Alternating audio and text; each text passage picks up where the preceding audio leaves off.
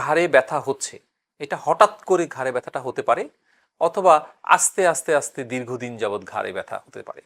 তাহলে দুই ক্ষেত্রে কিন্তু সম্পূর্ণ ভিন্ন তার চিকিৎসা পদ্ধতি হবে এবং তার ডায়াগনোসিসটাও ভিন্ন হয়। হঠাৎ করে ঘাড়ে ব্যথা হলো তার মানে হচ্ছে এটা আঘাত পেয়ে হতে পারে, আবার আঘাত ছাড়াও হঠাৎ করে কোনো এখানে ভারী জিনিস টান দেওয়ার পরও ঘাড়ে হঠাৎ করে টান লেগে হতে পারে, অথবা দীর্ঘক্ষণ ঘাড় বেঁকে বা ঘাড়কে মাথাটাকে নিচু করে কাজ করার জন্য হতে পারে, দীর্ঘক্ষণ টিভি দেখার সময় মাথাটাকে নিচু করে তার জন্য হতে পারে, অথবা রাতে ঘুমানোর সময় তার কোনো পজিশনের সমস্যার জন্য হতে পারে। অনেকে আছে দুটা বালিশ বা উঁচু বালিশে ঘুমানোর অভ্যাস থাকে, সেখানে ঘাড়টা যখন বেঁকে যায় সেইভাবে দীর্ঘক্ষণ পজিশনে থাকে, তাহলেও ঘাড় ব্যথা হতে পারে।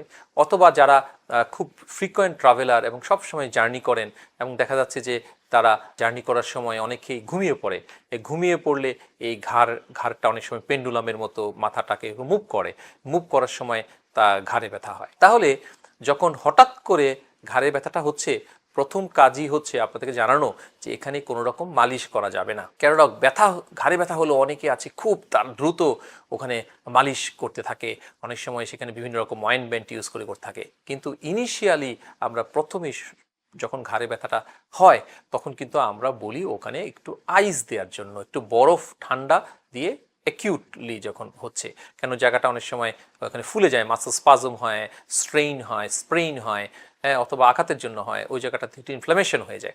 তা আমরা বলি ওখানে একটু আইস দেওয়ার জন্য। প্রথমেই আমরা গরমটা শেকটা দিতে মানা করি, তাহলে প্রথমে আমরা একটু ঠান্ডা দিব এবং অবশ্যই ওই জায়গাটা রেস্ট বলতে আমরা অনেকে আছে ব্যথা হয়ে গেলে ঘাড়টাকে এদিক ওদিক ঘুরিয়ে সেটাকে ঠিক করে চেষ্টা করে, মনে করে নাড়াচাড়া করলে বোধহয় ওটা বসে যাবে বা ঠিক হয়ে যাবে। আসলে সেটা সম্পূর্ণ ভুল। আমরা কখনো ব্যথার স্থানটাকে আমরা খুব বেশি এরকম করে মুভ করব না। তাহলে প্রথম কাজই হচ্ছে সেখানে আইস, বরফ এবং সেই জায়গাটার রেস্ট। এখন ঘাড়ের রেস্ট করতে হলে কি করতে হবে? হয় ঘাড়টাকে বেশি আমরা নাড়াচাড়া করব না, কিন্তু সেই সাথে ঘাড়ে একটা সার্ভাইকাল কলার বলে একটা বেল্ট আছে, হ্যাঁ, এই সার্ভাইকাল কলার বেল্টটা দিলে সুন্দর ঘাড়ের আমাদের ফ্লেকশনটা ঘাড়ের এটা হয় না, সেই সাথে ঘাড়ের মুভমেন্টটা কম হয়, তার একটা রেস্ট পাওয়া যায়। সেই সাথে হয়তো তার ব্যথার জন্য কিছু আমাদেরকে মেডিসিন ইউজ করতে হয়, অ্যান্টি ইনফ্ল্যামেটরি কিছু অ্যানিসাইডস ইউজ করতে হয়, কিছু মাংসপেশিটাকে নরম করার জন্য মাসেল রিল্যাক্সেন ইউজ করতে হয়। এতেই দেখা যাচ্ছে এই পেশেন্টগুলো ভালো হয়ে যায়। আর যাদের অনেক দীর্ঘদিন যাবৎ ঘাড়ে ব্যথা আছে, ব্যথাটা হঠাৎ করে বেড়ে গেল, এগুলো হচ্ছে ক্রনিক ডিজিজ। তো সেক্ষেত্রে ডিজেনারেটিভ চেঞ্জ, তখন কিন্তু এদেরকে আপনি শুধু শুধু ঘাড়ে কোনো গরম বা ঠান্ডা সেক দিয়ে সেটাকে কিছু করা যায় না।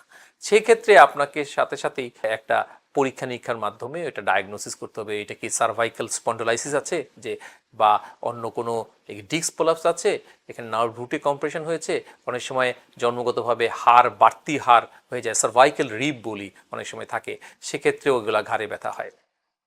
তাহলে সেক্ষেত্রে আমাদের এগুলা যদি ক্রনিক অনেক দীর্ঘদিনের ব্যথা থাকে তাহলে কিন্তু সেটা অবহেলা করা যাবে না। সেটা কিন্তু অল্প একটু ট্রিটমেন্টে ব্যথার ওষুধ খেয়ে কিন্তু সেটা ঠিক হবে না। তাহলে যদি সেটা হয় সেটা পরীক্ষা নিরীক্ষা করে আমাদেরকে ঠিক করতে হবে। আর আমাদের প্রিভেনশনের ক্ষেত্রে যেটা আমরা অলরেডি বললাম, যে কারণগুলোর জন্য ঘাড়ে ব্যথা হচ্ছে সেগুলো যদি আমরা ওভাবে করতে পারি, তাহলে এই ঘুমানোর সময় আমরা একটা পাতলা বালিশ ব্যবহার করলাম, জার্নি করার সময় সার্ভাইকাল একটা পিলো ব্যবহার করা হলো, যদি দীর্ঘ জার্নি করা হয় সেক্ষেত্রে সার্ভাইকাল কলারও ব্যবহার করা যেতে পারে, এবং দীর্ঘক্ষণ ঘাড় নিচু করে যে কাজগুলা সেগুলো যদি অ্যাভয়েড করা যায় তাহলে সহজেই আমরা ঘাড়ের ব্যথা থেকে মুক্তি পাবো। ধন্যবাদ সবাইকে।